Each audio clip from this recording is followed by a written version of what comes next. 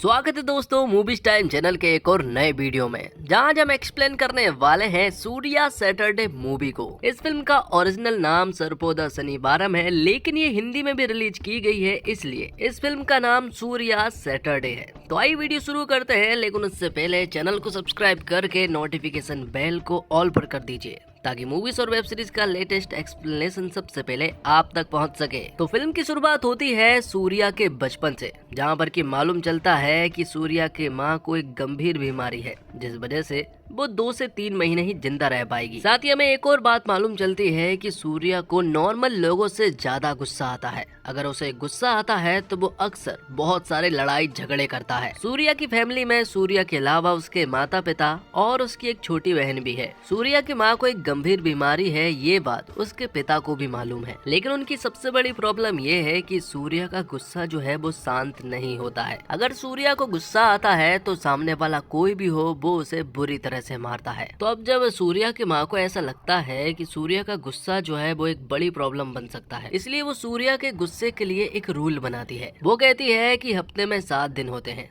6 दिनों तक तुम्हें अपने गुस्से को किसी भी तरह से कंट्रोल करना है, और फिर 7वें दिन अगर तुम्हें ऐसा लगे कि तुम्हारा गुस्सा करना जायज है तो तुम अपने गुस्से को निकाल सकते हो, और वो दिन होगा शनिवार। और फिर कुछ दिनों के बाद उसकी माँ की तबीयत बहुत ज्यादा खराब हो जाती है और उनकी डेथ भी हो जाती है। और उसी दिन सूर्या के मामा जो है वो सूर्या के माँ के बारे में उल्टी सीधी बातें कर रहे थे। ये देखने के बाद तो वो उन्हें बुरी तरह से मारता है, क्योंकि उस दिन शनिवार भी था। एक और बात, सूर्या के मामा जो है वो सूर्या की मामी और उनकी बेटी पर जुल्म ढाया करते थे, इसलिए सूर्या की माँ ने सूर्या की मामी और उनकी बेटी कल्याणी को दूसरे शहर भेज दिया, जिसके बारे में सूर्या को भी नहीं मालूम था, और सूर्या कल्याणी को पसंद करता था। अब कहानी जो है वो कुछ साल आगे शिफ्ट हो जाती है, जहाँ पर कि सूर्या जो है बड़ा हो चुका था और उन्होंने भी अपना शहर छोड़ दिया था, क्योंकि सूर्या जो है वो उल्टे सीधे पंगे करता रहता था। जिसके बाद सूर्या के पिता जो है वो एक डॉक्टर के पास जाते हैं। वो उन्हें अपने बेटे के बारे में बताते हैं। वो सूर्या के बारे में बताते हैं कि वो एक अलग कैरेक्टर है। 6 दिनों तक अपना गुस्सा कंट्रोल करने के बाद शनिवार को वो अपना पूरा गुस्सा निकाल देता है। 6 दिनों तक वो सिर्फ ये देखता है कि किसने उसे गुस्सा दिखाया,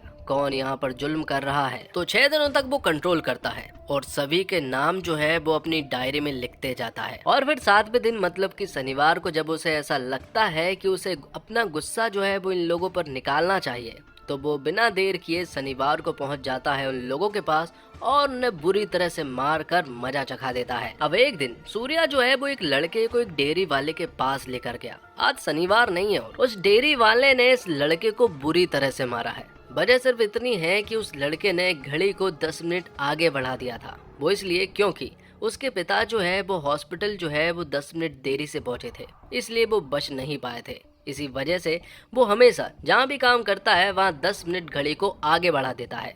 ये देखने के बाद डेयरी वाले ने उसे बुरी तरह से मारा था। तब सूर्या कहता है कि आपने बिना वजह जाने ही इसे बुरी तरह से मारा है, जो कि गलत है। ये सुनने के बाद तो वो डेयरी वाला अपने लोगों के साथ मिलकर सूर्या और उस लड़के को बुरी तरह से मारने लगता है। बाद में सूर्या ने उस डेयरी वाले का नाम जो है वो सबसे ऊपर लिख दिया था, और जब शनिवार आता है तो वो सोचता है कि इसे मारना चाहिए या फिर नहीं।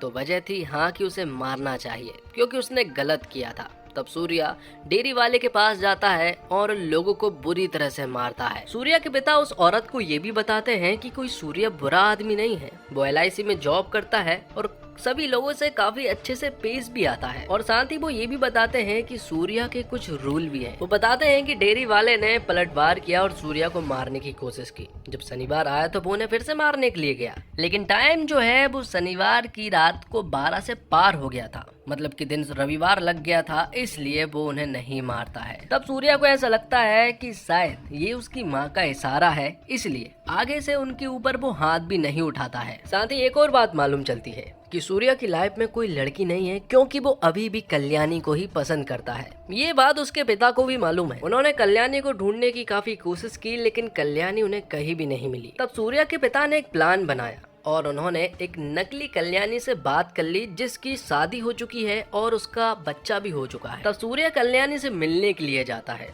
वो देखता है कि कल्याणी की शादी हो चुकी है और उसका एक बेटा भी है। ये देखने के बाद उसे बहुत बुरा लगा था और अब शायद वो कल्याणी को भूलने लगा है। अब सूर्या के पिता उस औरत से कहते हैं कि मैं तुम्हें ये सारी बातें इसलिए बता रहा हूँ क्योंकि सूर्या का शनिवार का अगला टारगेट जो है वो तुम्हारा पति है। उसका नाम एकदम टॉप पर है, हो सके तो तुम उसे जाकर बचा लो। तब वो औरत जो है वो तुरंत ही अपने घर पहुँचती है, लेकिन तब तक तो सूर्या ने उस आदमी को बुरी तरह से मार दिया था। दरअसल में वो आदमी जो है वो लड़कियों पर गंदी नजरें डालता था और उनके साथ दुष्कर्म भी किया करता था। तो अब सूर्या जिस जगह पर रहता है उसी से थोड़ी दूरी पर शुक्ला पालम नाम की एक जगह है और यहीं पर चारुलता नाम की कांस्टेबल की आज ज्वाइनिंग होती है। लेकिन उसकी ज्वाइनिंग तब होगी जब यहाँ के सीआई जो है वो चारुलता के ज्वाइनिंग लेटर पर साइन करेंगे।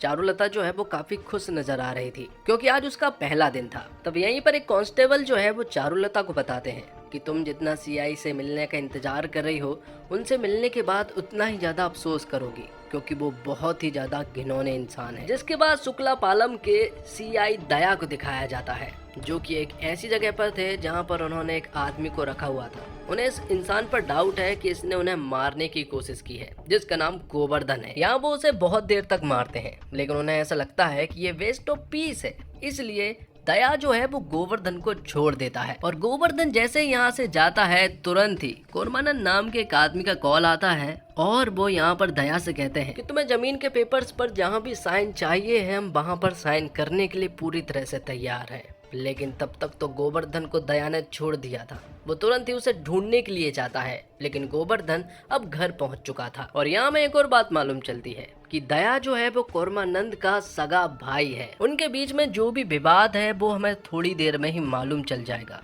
लेकिन उससे पहले दया जो है वो शुक्ला पालम पहुंचता है। वहां पहुंचने के बाद वो वहां के लोगों को अपने पास बुलाता है और बेरहमी से मारना शुरू कर देता है। दरअसल में दया के साथ जब कोई बुरा करता है या फिर उसे गुस्सा आता है तो वो शुक्ला पालम पहुंचकर वहां के लोगों पर उतारता है। ये सब कुछ दूर से चारुलता भी देख रही होती है और वो समझ जाती है कि दया कोई ठीक इंसान नहीं है। जिसके बाद वो कांस्टेबल जो है वो चारुलता को सारी बात बताता है। दरअसल में शुक्ला पालम जो है वो चोरी चकारी के लिए फेमस हुआ करता था, लेकिन कुछ समय के बाद यहाँ के लोग जो है वो धीरे धीरे सुधरने लगे और अच्छे से रहने लगे। लेकिन दया जो है वो इन लोगों पर जुल्म ढाता है और उन्हें बेरहमी से मारता है। और शुक्ला पालम के लोगों के अंदर दया को लेकर इतना ज्यादा डर है कि वो एक शब्द तक नहीं बोलते हैं। दया जो बोलता है उन लोगों को वही करना पड़ता है। उनके अंदर कूट कूट कर डर भरा हुआ है। शुक्ला पालम के लोगों पर गुस्सा निकालने की यहाँ पर दया के पास भी एक वजह है। दरअसल में कुछ साल पहले एक जमीन का विवाद हुआ था।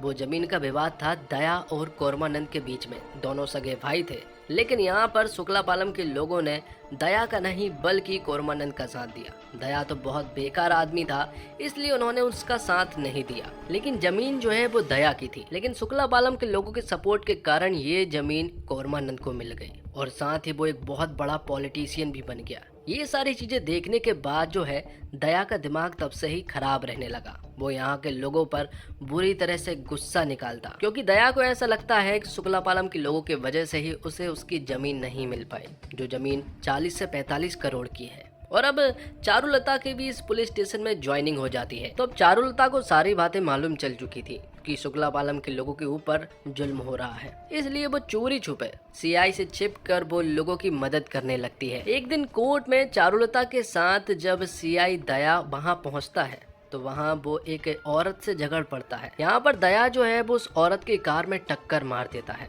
बदले में वो सॉरी नहीं बल्कि वो और भी ज्यादा टक्कर उसे मार रहा था। और यहीं पर सूर्या भी खड़ा हुआ था। अब क्योंकि आज शनिवार नहीं है इसलिए वो कुछ नहीं कर सकता था, लेकिन वो यहाँ पर दिमाग लगाता है। वो एक बोतल में फ्यूल भरकर लेकर आता है और दया की कार के पीछे डाल देता है, जिससे ये लगे कि उसकी फ्यूल टैंक जो है वो फट चुकी है। इसलिए वो टक्कर मारना छोड़ देता है, जिससे वो औरत यहाँ से चली जाती है। और यहीं पर सूर्या की मुलाकात होती है चारुलता से। सूर्या की बाइक का पेट्रोल खत्म हो गया था, इसलिए चारुलता उसकी मदद करती है, लेकिन बाद में उसकी स्कूटी का भी पेट्रोल खत्म हो जाता है। ऐसे करते करते उनके बीच दोस्ती हो जाती है। दोनों एक दूसरे को टाइम देने लगते हैं और समझने लगते हैं। यहाँ में मालूम चलता है कि दरअसल में चारुलता जो है वो बचपन का खोया हुआ प्यार कल्याणी ही है। वो यहाँ पर नाम बदल कर रह रहे हैं। तो इस नए शहर में चारुलता के साथ कोई भी बदतमीजी करता या फिर उनके साथ कोई बुरा करता तो यहाँ पर सूर्या जो है वो हर शनिवार उनकी क्लास लेता है और लोगों को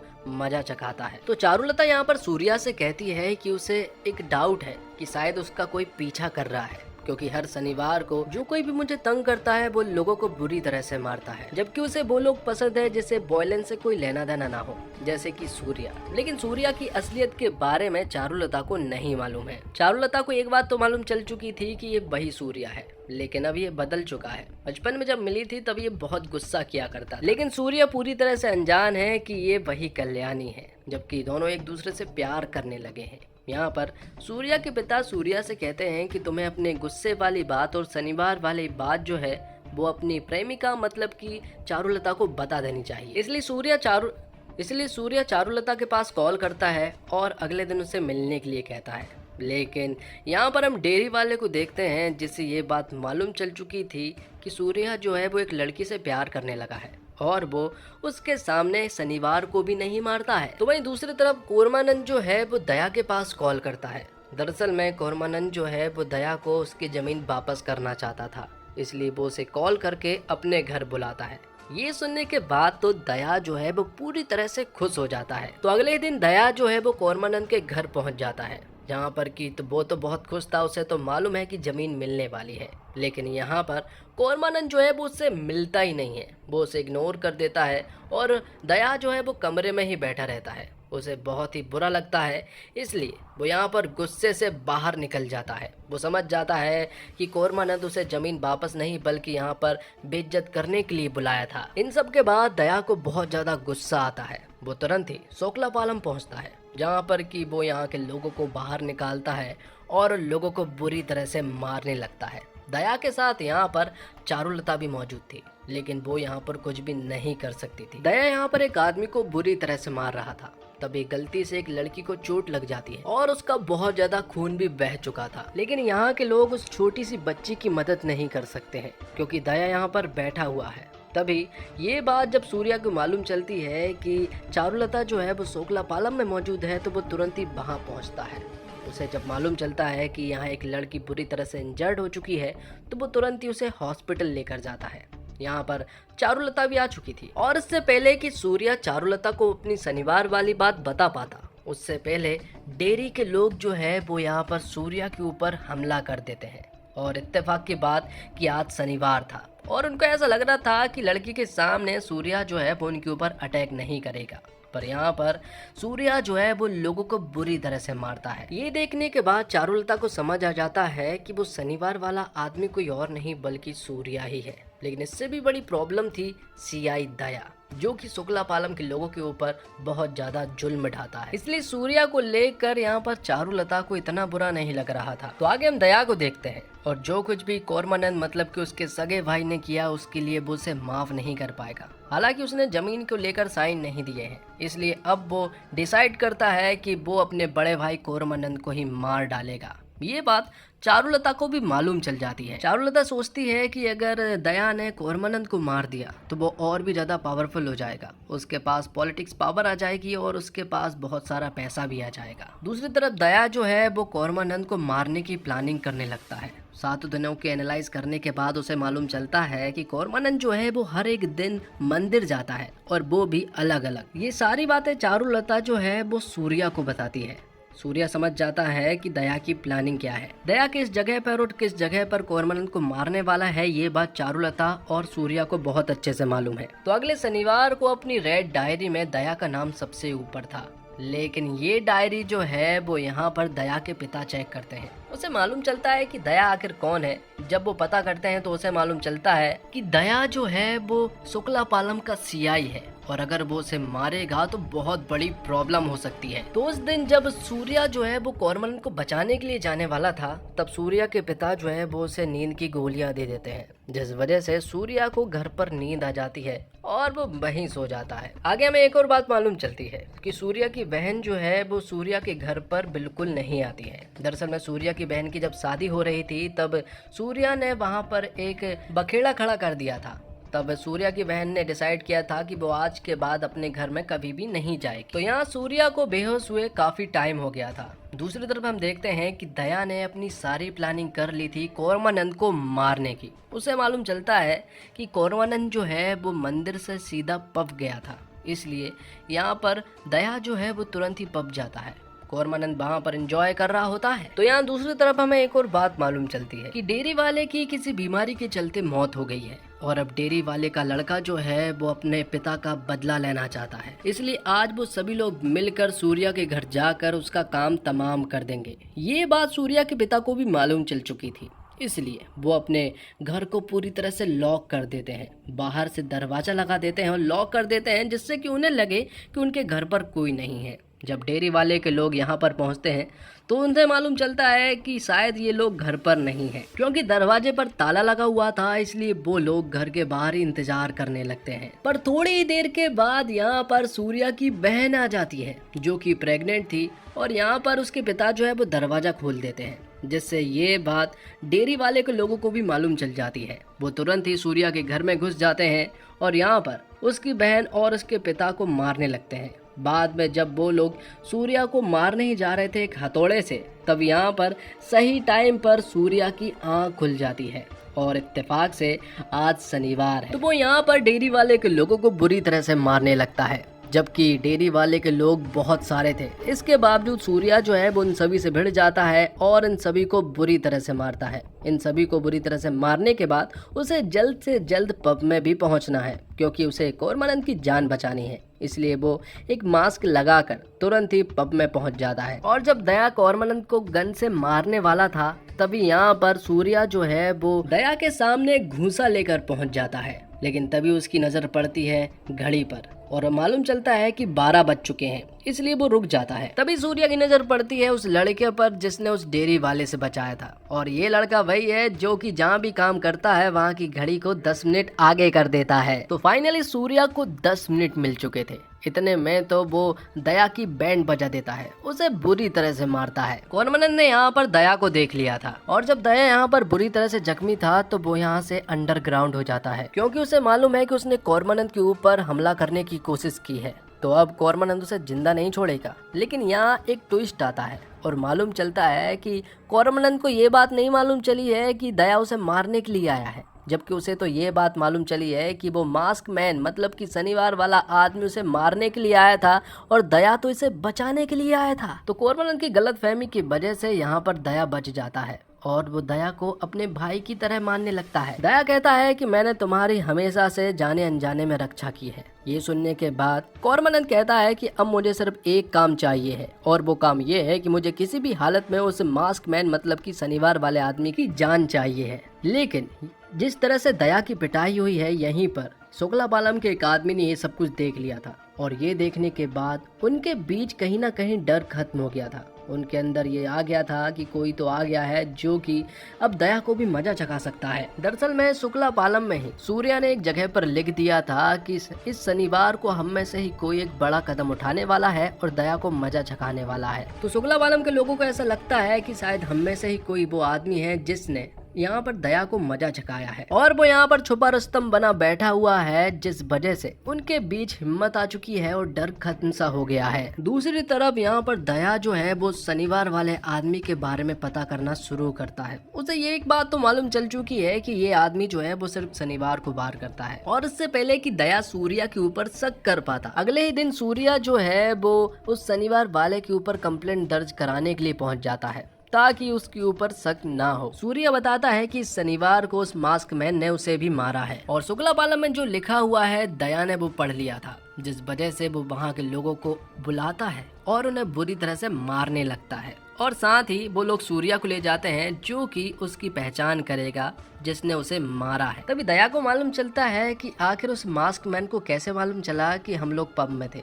धीरे धीरे उन्हें मालूम चलता है कि इसके पीछे चारुलता है और अब उन्हें मालूम चल चुका था कि सूर्या और चारुलता पहले से ही साथ में है और वो मास्क मैन सूर्या ही है। दूसरी तरफ कौरवानंद के हाथ में सीसीटीवी फुटेज लग चुके थे, जिससे कि ये साफ मालूम चल रहा था कि वो आदमी कोई और नहीं बल्कि दया ही है जो कि उसे मारने के लिए आया था। दया जो है वो उसी के घर पर मौजूद था तो दया यहाँ पर कोरमानंद को गोली मार देता है और यहाँ पर ऐसा बताता है कि कोरमानंद को सूर्या ने मारा है, जिस वजह से अब कोरमानंद की पूरी गैंग जो है वो दया का साथ देने लगी थी। तो अब दया को मालूम चल चुका है कि शनिवार वाला आदमी सूर्या है, इसलिए वो सूर्या के पास नहीं बल्कि चारुलता को लेकर शुक्लापालम पहुंचता है और उसे बुरी तरह से मारता है। यहीं पर सूर्या भी पहुंच चुका था, लेकिन सूर्या यहाँ पर दया के ऊपर हाथ नहीं उठाता और दया यहाँ पर सूर्या को बुरी तरह से मारता है। दया यहाँ पर सूर्या से कहता है कि अगर इनमें से कोई भी आदमी आगे आ जाता है तो मैं चारुलता को खुद ही हॉस्पिटल लेकर जाऊंगा। सूर्या को ऐसा लग रहा था कि शायद कोई आगे आएगा, इनका डर खत्म हो गया है, इनके अंदर हिम्मत आ चुकी है, लेकिन कोई भी आगे नहीं आता है। तभी यहाँ पर सूर्या के पिता आते हैं और वो यहाँ पर दया से कहते हैं कि मेरा बेटा बदल गया है, क्योंकि वो जिससे सबसे ज्यादा प्यार करता है वो उसे यहाँ पर पिटता हुआ देख रहा है, बल्कि वो खुद भी पिट रहा है। वो इसलिए क्योंकि वो शुक्लापालम के लोगों में हिम्मत जगा कर उनकी जिंदगी बदलना चाहता है। आज तुम्हें मारने के लिए उसे किसी की भी परमिशन लेने की जरूरत नहीं है, लेकिन शुक्लापालम का अगर एक भी आदमी अगर आगे आता है तो यहाँ पर उसका तांडव तुम्हें देखने को मिलेगा। लेकिन शुक्लापालम के लोग तो तुम्हारे लिए हिफाजत के लिए खड़े हैं, अगर इनमें से एक आगे आ जाता है तो सबकी जिंदगी बदल सकती है। तो दया जो है वो यहाँ पर एक छोटी सी लड़की को अपने पास बुलाता है और उसे वो लात से मारने वाला था, लेकिन यहाँ पर सूर्या उसे रोकता है, लेकिन उसे मारता नहीं है। थोड़ी देर के बाद यहाँ पर शुक्लापालम के एक अंकल जी जो है वो आगे आते हैं और वो दया को एक थप्पड़ लगा देते हैं। ये देखने के बाद तो सूर्या खुश हो जाता है और फिर बाद में यहाँ पर मौत का एक तांडव होता है, जब सूर्या जो है वो दया की गैंग का सामना करता है। बदले में अब शुक्लापालम के लोगों के अंदर भी हिम्मत आ चुकी थी और वो भी अब आगे बढ़कर सूर्या का साथ दे रहे थे और इनकी गैंग से सामना कर रहे थे। यहाँ पर एक बहुत ही कमाल के फाइट सीन देखने को मिलते हैं, जहाँ पर कि सूर्या जो है वो इन सभी को चुन चुन कर मारता है, लेकिन आखिर में सूर्या ने दया को कोरमानंद के लोगों के हवाले छोड़ दिया था, क्योंकि कोरमानंद की जिस तरह से जान गई है उसी तरह से कोरमानंद के लोग जो है वो दया की जान ले लेते हैं। और इसी के साथ ये एक्सप्लेनेशन यहीं पर खत्म होता है। तो दोस्तों उम्मीद करता हूँ आपको वीडियो पसंद आई होगी। वीडियो पसंद आई हो तो वीडियो को लाइक करके चैनल को सब्सक्राइब करके नोटिफिकेशन बेल को ऑल पर कर दीजिए, ताकि आपको इसी तरह के लेटेस्ट और फ्रेश कंटेंट मिलते रहे। मिलते एक और कमाल की वीडियो के साथ, तब तक के लिए आप हमारे चैनल के साथ बने रहिए। धन्यवाद। जय हिंद, जय भारत, जय श्री राम।